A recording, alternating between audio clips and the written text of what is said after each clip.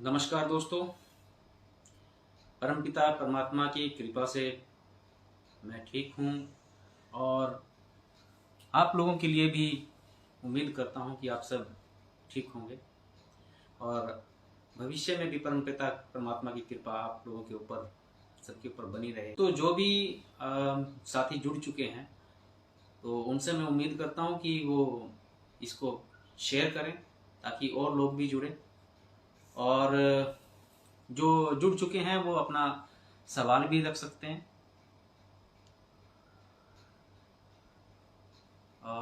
क्या आप मैसेज करके बता सकते हैं कि मेरी आवाज़ आप तक पहुंच रही है या वीडियो ठीक आ रहा है कि नहीं आ रहा है?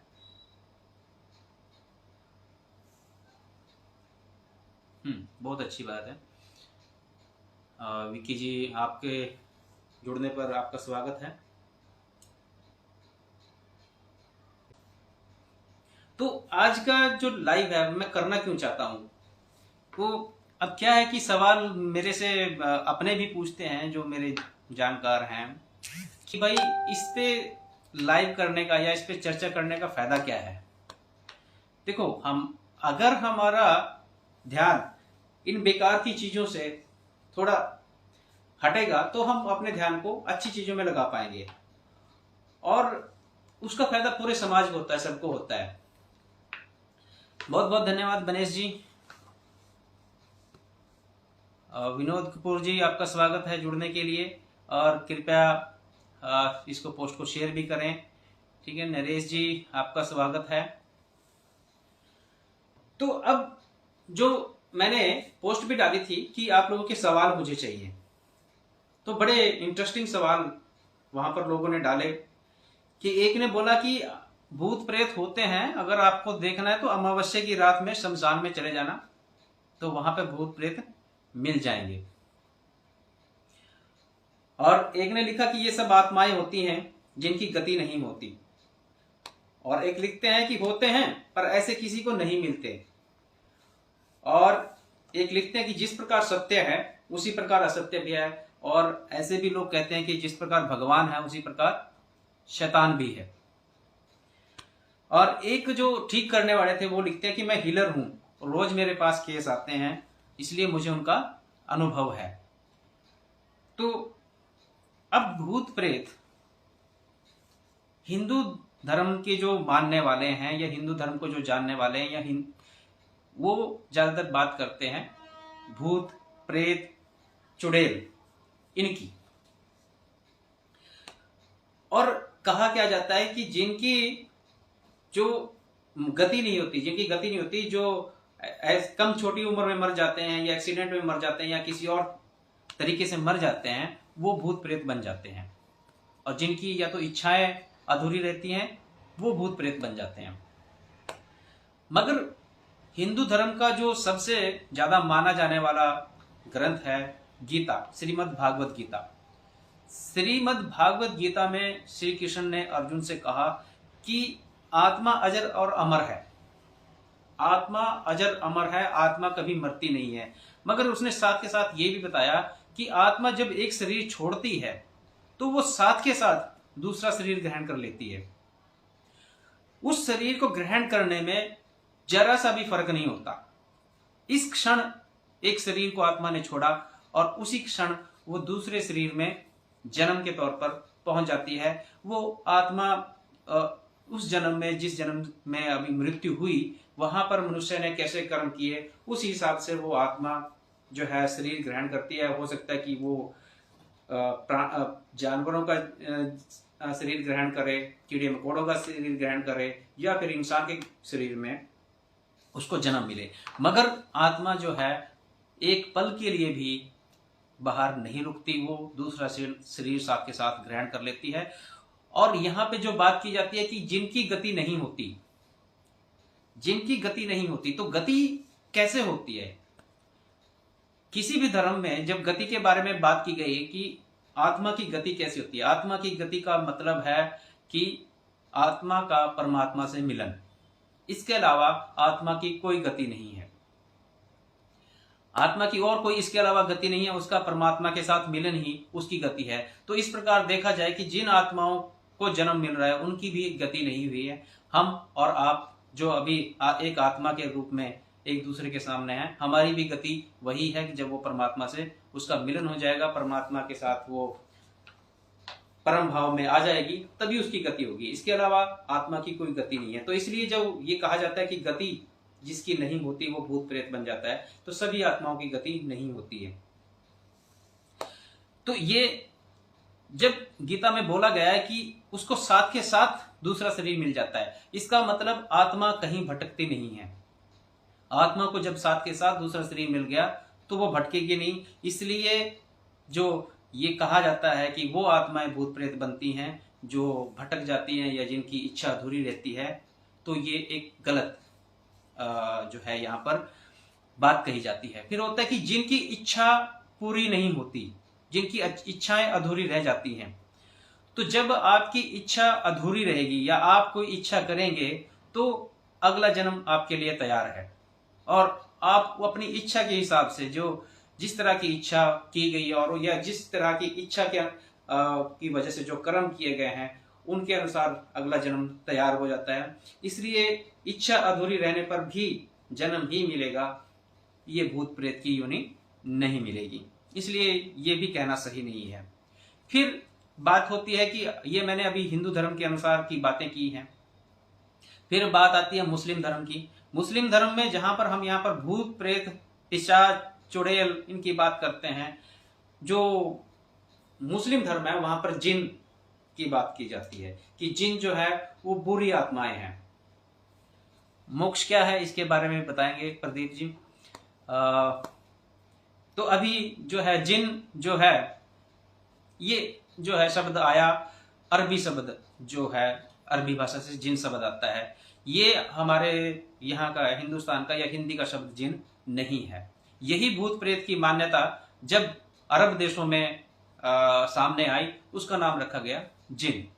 मगर वहां पे भी क्या कहा जाता है कि जो जब शरीर को दफना दिया जाता है, मुस्लिम धर्म के अनुसार जब शरीर को दफना दिया जाता है, उसके दफनाने के साथ ही आत्मा भी वहीं पे रहती है। और कहा जाता है कि जब कभी भी प्रलय आएगी तो उस टाइम पे सभी आत्माओं को, सभी वहां उन आत्माओं को कब्र से निकाला जाएगा और उनका इंसाफ किया जाएगा। इसका मतलब अगर हम देखें तो वहां के हिसाब से भी कोई भी आत्मा बाहर तो मिलती नहीं, वो सबके सब तो जब मर जाते हैं तो उनको कब्र में दफना दिया जाता है। तो जब कब्र में सबको दफना दिया गया तो फिर बाहर कौन सी आत्मा है जो जिन के रूप में आती है। यही कब्र में दफनाने का तरीका ईसाइयों का है। तो वहां पे उनका भी यही मान्यता है कि जब प्रलय होगी तब वो आत्माओं को बाहर निकालकर उनका जो है इंसाफ किया जाएगा। तो इसलिए वो आत्माएं भी बाहर नहीं होती। तो जब कोई आत्मा बाहर नहीं होती जो हिंदू धर्म के अनुसार, ना मुस्लिम धर्म के अनुसार और ना ईसाई धर्म के अनुसार, तो फिर कौन सी आत्मा है जो भूत प्रेत बन के सामने आती है। अब यहां पर बात आती है कि अगर भूत प्रेत नहीं है तो फिर जो लोगों में दिक्कतें हम देखते हैं, जो लोगों में परेशानियां हमें दिखाई देती हैं, वो उसका कारण क्या है। ये तो है कि भूत प्रेत तो नहीं है, मगर लोग परेशान तो फिर भी हैं। वो परेशानी का क्या कारण है दोस्तों? उस परेशानी का कारण है क्योंकि जब हम जो चीजें हम बचपन से सुनते आते हैं, कुछ चीजों को हमको बचपन से बताया जाता है, बेटा उनको चुप कराने के लिए, डराने के लिए, थोड़ा सा बहलाने के लिए हम कई बार उनसे झूठ बोल देते हैं, बेटा बाहर मत जाना, कोई बाबा तुमको उठा ले जाएगा, वो काली झोली में तुमको उठा के लेके चला जाएगा, ठीक है, बेटा चुप हो जाओ नहीं तो भूत आ जाएगा। तो हम बचपन से जो है उनको ये चीजें सिखाना शुरू करते हैं और फिर फिल्मों में कहानियों के तौर पे और इधर उधर आसपास वो इन चीजों को सुनते रहते हैं कि ऐसी कोई चीज होगी जो देखने में अजीब होगी, ऐसी कोई चीज होगी जो देखने में डरावनी होगी। और यही कल्पनाएं जो है एक तरह से उनके दिमाग में बैठ जाती हैं, और जो इन कल्पनाओं को ज्यादा ग्रहण करेगा उसके जो है दिमाग पे ये चीजें असर करेंगी। और वो अगर मान लो कि अंधेरे में निकल गया, बाय चांस बाहर निकला, अंधेरे में, अंधेरा है, तो उसको जहां पे कुछ नहीं भी है वहां पे भी उसको कुछ अजीबो गरीब चीजें दिखाई देनी शुरू हो जाएंगी और उनको वो महसूस करेगा। तो इसलिए जो ये जब इन चीजों के बारे में बात की जाती है तो मैं मानता हूं कि अपने परिवार में कभी भी बच्चों को ये भूत प्रेत के नाम से कभी मत डराएं। उनको अगर बहलाना है तो और तरीके हैं। जैसे आजकल क्या करते हैं कि मोबाइल, जब जैसे बच्चा रोना शुरू कर दिया उसको मोबाइल में वीडियो चला के दे दिया, और बाद में ये हालत हो रही है कि वो वीडियो के बिना जो है वो बच्चा खेलता ही नहीं है, वो खाना भी नहीं खाता, और जैसे जैसे वो बड़ा होता है वो जो मोबाइल का है वो आदी होता जा रहा है। उसी तरह से ये भूत प्रेत वगैरह भी जब हमने बचपन से सिखाना शुरू किया तो अब ये उनके दिमाग में बैठे हुए हैं, जिसकी वजह से ये सारी दिक्कतें आती हैं। फिर अब क्या है कि भूत प्रेतों के देखो, जैसे कि हम हिंदी भाषी क्षेत्र में रहते हैं तो यहाँ पर जो है हम भूत प्रेत और चुड़ैल की बात करते हैं। जब हम दूसरी तरफ चले जाएंगे तो वहां पे जो है ब्रह्म राक्षस या कुछ और नाम उनके रखे जाते हैं। अभी एक मूवी आई थी मुंजिया, तो जो मुंजिया मूवी आई थी तो मैं सोचा कि ये कोई नया नाम इन्होंने भूत का दे दिया, मगर अभी एक और मूवी आई जिसमें बोला सिर कटे का अंतक, ठीक है, तो मुझे लगा कि ये नया कोई नाम दे दिया। तो फिर बाद में जब मैंने चर्चा की कुछ साउथ इंडियन से जो साउथ के रहने वाले हैं, तो उन्होंने मुझे बताया कि ये एक भूत का नाम भी मुंजिया है। तो हमारे यहाँ पे उनको ऊत बोलते हैं। हालांकि नॉर्थ इंडिया में हम जब हरियाणा की बात करते हैं तो हम ऊत बोलते हैं, जिनके कोई बच्चे नहीं होते वो मर जाते हैं, बिना औलाद के जो मर जाते हैं उनको वहां पे मुंजिया बोलते हैं, और यहाँ पर ऊत बोला जाता है। तो ये थोड़ा सा याद रखेंगे कि भाई ऊत के बारे में मैं बताऊंगा थोड़ा सा, कि इसका कहते हैं कि भाई ऊतों को शांत करना है या फिर पितरों को शांत करना है, उसके बारे में भी बात की जाती है। उसके बारे में मैं बाद में बताऊंगा। ठीक है, अभी क्या होता है कि जब ये भूत प्रेत हमारी कल्पना है और इनको ठीक भी करते हैं लोग, ऐसा नहीं है कि भाई जो झाड़ फूक वाले हैं वो ठीक भी कर देते हैं। ऐसा हमने ये भी देखा है कि भाई एक बंदे को इस तरह की परेशानी थी, वो झाड़ फूक करवाने के लिए गया, एक हफ्ता गया, 5-6 बार गया वहां पे और वो ठीक हो गया। तो फिर जब कोई भूत नहीं था तो उन ठीक करने वालों ने क्या ठीक किया? जैसे कि मैंने जब सवाल पूछा तो एक ने बोला कि मैं हीलर हूं। हीलर मतलब मैं ठीक करने वाला हूं और रोज मेरे पास केस आते हैं। तो अब उसके पास केस आते हैं, अब होता क्या है कि ये हमारी मानसिक कमजोरी है जो हमें भूत प्रेत को महसूस करा रही है। मानसिक कमजोरी है और हमारे अंदर का एक डर है। अगर इस डर को किसी चीज से खत्म किया जा सके तो वो डर खत्म होती है, वो भूत प्रेत का हमारे दिमाग में से निकल सकता है। और जो ये ठीक करने वाले होते हैं ये 5 बार बुलाएंगे अपने वहां पर, तो 5 बार बुलाएंगे या जितने बार भी बुलाते हैं, उससे क्या होगा कि उनका डर जो है धीरे धीरे धीरे खत्म होता चला जाएगा। कि उनको लगेगा कि अगर भूत तो जरूर था मगर हमको जो है यहाँ से सहारा मिल रहा है, उस सहारे का जो है उनके मन पर प्रभाव पड़ेगा, और जो नेगेटिविटी उनके मन में आ रही थी वो जो है पॉजिटिविटी में बदल जाएगी, जिससे वो ठीक भी हो जाएंगे। अब बात आती है कि जब ये कई हीलर जो ठीक करने वाले हैं, जब मैंने उनसे कईयों से बात की तो वो बताते हैं कि भूत प्रेत तो खैर नहीं है, हम भूत प्रेत तो हम भी नहीं कहते कि हैं, मगर नेगेटिव या नकारात्मक शक्तियां हैं, नेगेटिव एनर्जी है, नकारात्मक शक्तियां हैं। तो दोस्तों अब यहाँ पे बात वही आ जाती है कि जैसे अगर भगवान है तो शैतान भी होगा। फिर ये तो यही बात होगी कि अगर एनर्जी है तो नेगेटिव एनर्जी भी होगी। तो इसका मतलब फिर एक तरह से उसको अगर नेगेटिव एनर्जी को भूत का नाम दे दो तो भूत फिर आ गया हमारे सामने। मगर नेगेटिव एनर्जी का क्या मतलब है, नकारात्मक ऊर्जा का क्या मतलब है? अब आपको पता है कि किसी काम को करने के लिए एनर्जी की जरूरत है, हमें ऊर्जा चाहिए किसी भी काम को करने के लिए।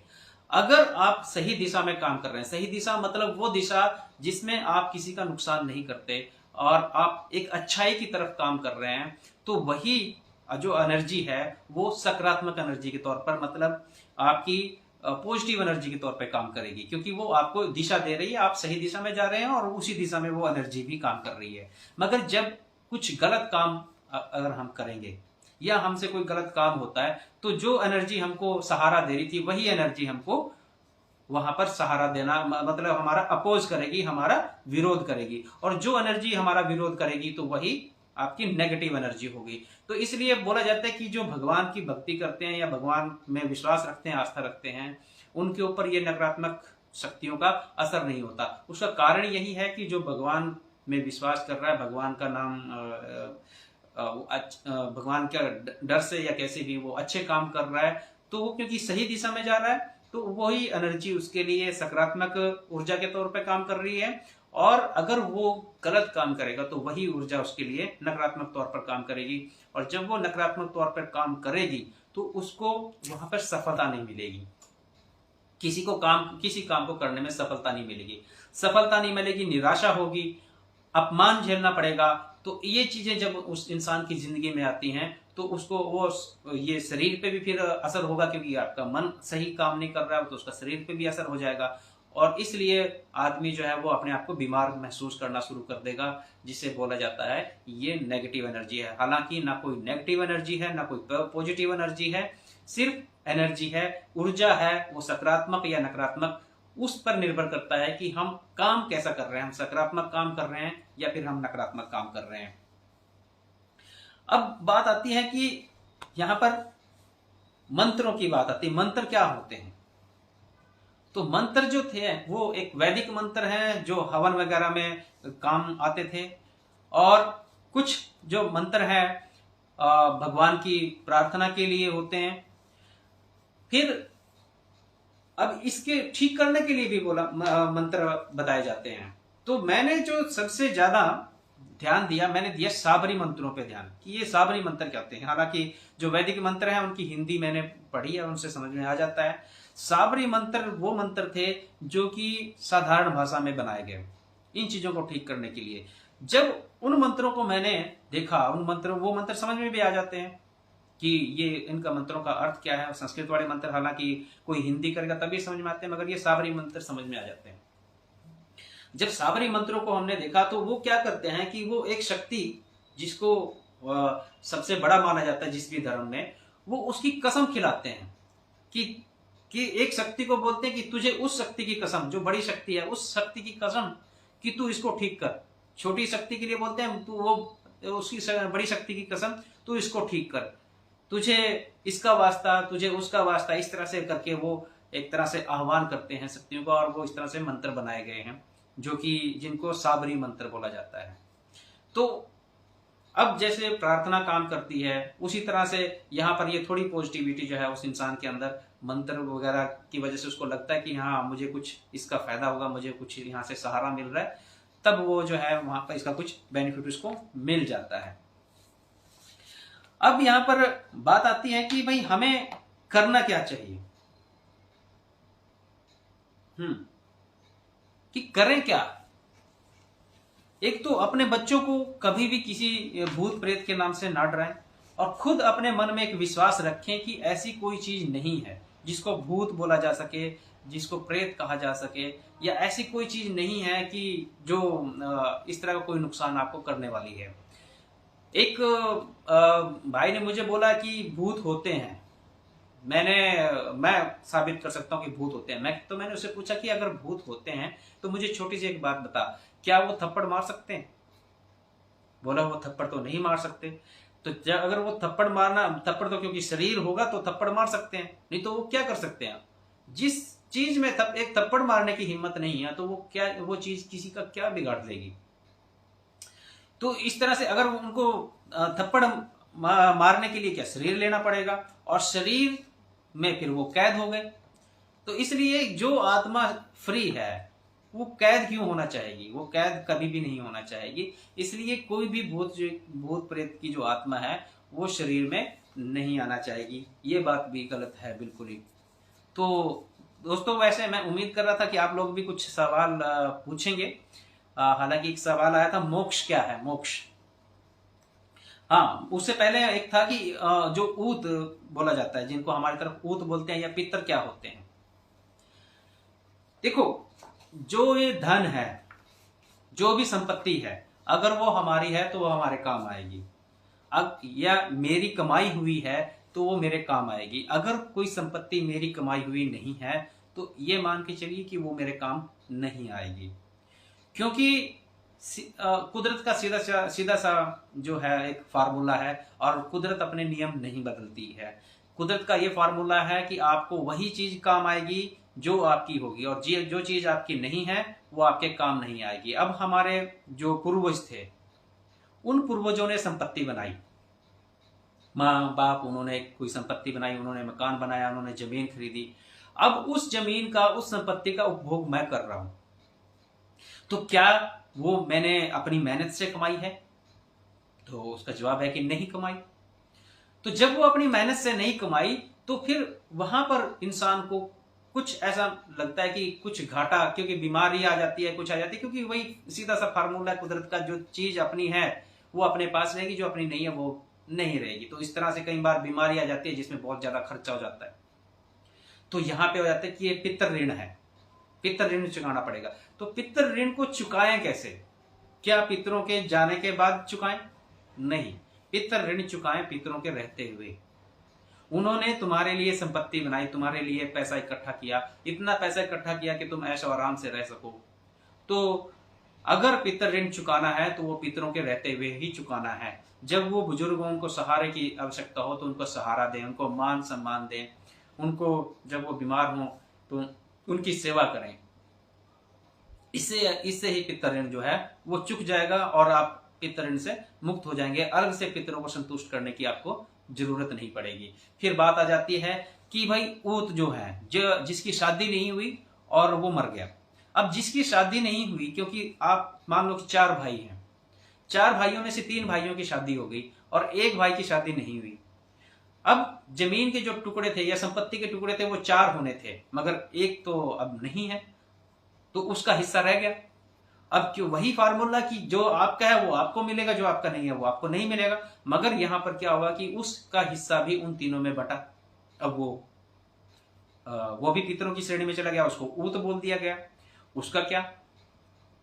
तो यहां पे भी यही है कि अगर आपने उसके जीते जी उसको मान सम्मान दिया है या उसके जो भी है उसको कोई नुकसान नहीं किया, तो फिर वो पितृ ऋण आपको नहीं चुकाना पड़ेगा बाद में, इसकी भी कोई समस्या नहीं है। तो इस तरह से ये जो है ऊत के बारे में बात की गई कि ऊत का क्या होता है। फिर ये बोल दिया जाता है कि, जैसे कि बोल दिया जाता है कि उसका झुंड लगा दो, झाड़ लगा दो उसका। वो झाड़ लगाने का सिर्फ एक तरह से ये मान्यता है कि भाई हमने उसकी जमीन जो है वहां पर छोड़ दी है।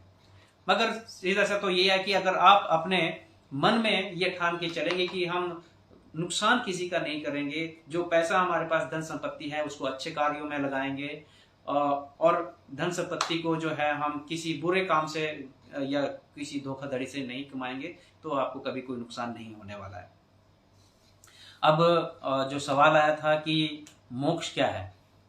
मोक्ष का मतलब है कि दुख दर्द, ये इनसे दूर हो जाना, ये मिट जाना, दुख दर्द मिट जाना, संशय मिट जाना, हमारे जो मन में जो सवाल चलते रहते हैं वो मिट जाना कि ऐसा मेरे साथ क्यों होता है, या जो मैं काम करना चाहता हूं वो क्यों नहीं होता, मैं दुखी क्यों होता हूं, मैं बीमार क्यों होता हूं, मेरे मरने के बाद क्या होगा।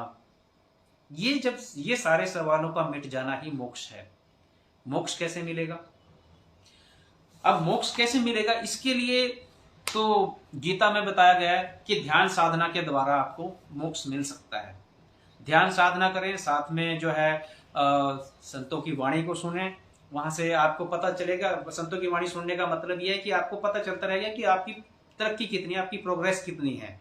ध्यान साधना करते हुए आपको जो है ये पता चले कि आप कहाँ पर पहुंचे हैं, तो वो जानकारी आपको संतों की वाणी से मिलती रहेगी। उसी से मोक्ष प्राप्त होगा, उसी से आपके सारे सवाल मिट जाएंगे।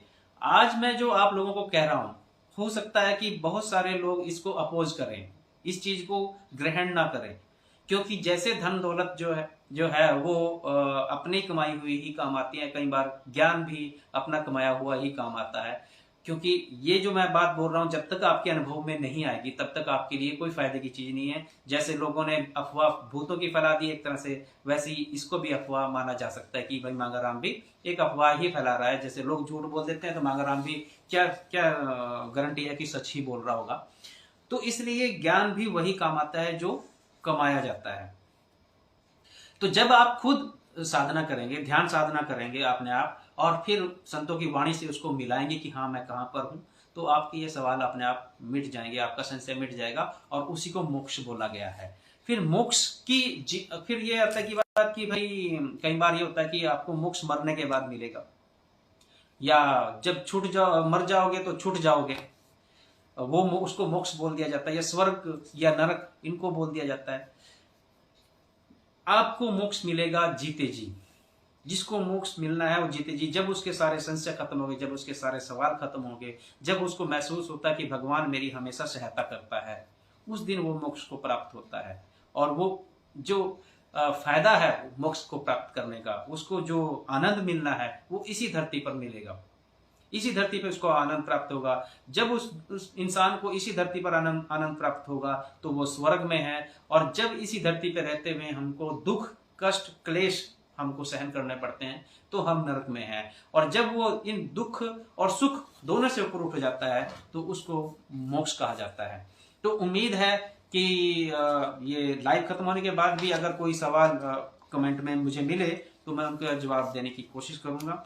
और मैं जो पोस्ट लिखता हूँ आप लोगों से सबसे उम्मीद करता हूँ कि उसको शेयर जरूर कर दिया करें। शेयर करने में देखो कोई ज़्यादा जोर नहीं लगता, एक बटन होता है वहाँ पे शेयर करने का, उसको कर दिया करें ताकि मैं लिखूं जब तो मुझे भी थोड़ा हौसला मिले कि लोग पढ़ते हैं। नहीं तो मुझे जब वहाँ पे कोई लाइक शेयर या कमेंट मुझे दिखता नहीं तो मुझे लगता है कि यार ये मंगाराम जी आप मेहनत तो कोई फायदा नहीं हो रहा है, मेहनत भी कर रहे हैं। तो थोड़ा सा मैं उम्मीद करूंगा कि आप लोग शेयर जरूर कर दिया करें, कमेंट में आप लोग बता दिया करें कि भाई जो चीज़ कही गई है वो सही है गलत है। तो आप लोगों से इसी उम्मीद के साथ मैं विदा चाहूँगा। बहुत बहुत धन्यवाद आप लोगों का जुड़ने के लिए। ठीक, और परमपिता परमात्मा की आप लोगों के ऊपर सबके ऊपर कृपा बनी रहे। नमस्कार, जय।